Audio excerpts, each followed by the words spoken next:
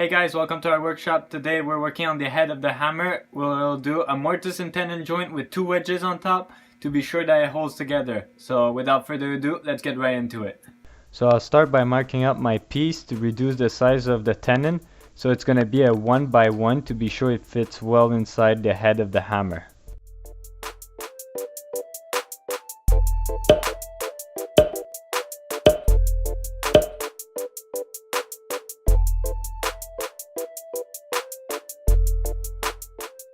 Once the tenon was cut out, I marked the location on the head hammer of the mortise to hug out the most material with my drill press. I use a 7/8 bit to hug out the most material that possible.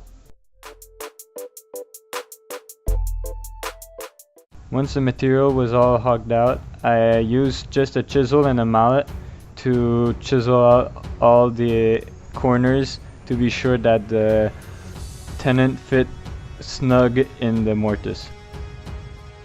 Once the tenon fit, I start working on the angles so the wood could expand when I put my wedges in. But at that point I realized that maybe the angle were a bit exaggerated, so too big, and this might cause a problem later on.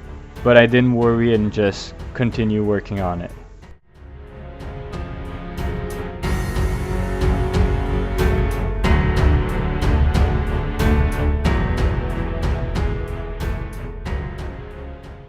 So this part I didn't film. I forgot to put the camera on. I was so stressed because this was an important part to not mess up. So yeah, I just cut some grooves in it so the wedges could go in it.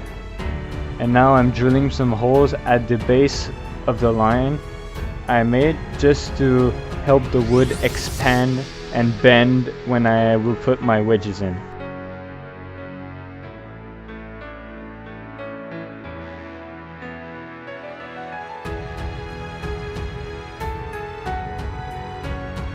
So I used a scrap piece of parota that I cut to length.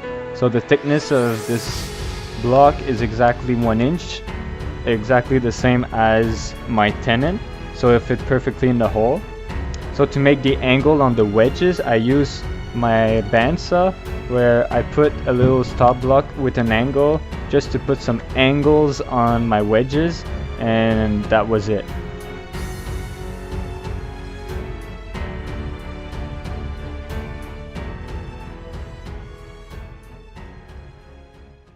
There you go guys, I finally finished my mortise and tenon joint. It was a lot of fun to do, but a lot harder than I thought it would be. If you guys want to see the final result, please give me a like, please subscribe, and I'll see you next week. Ciao!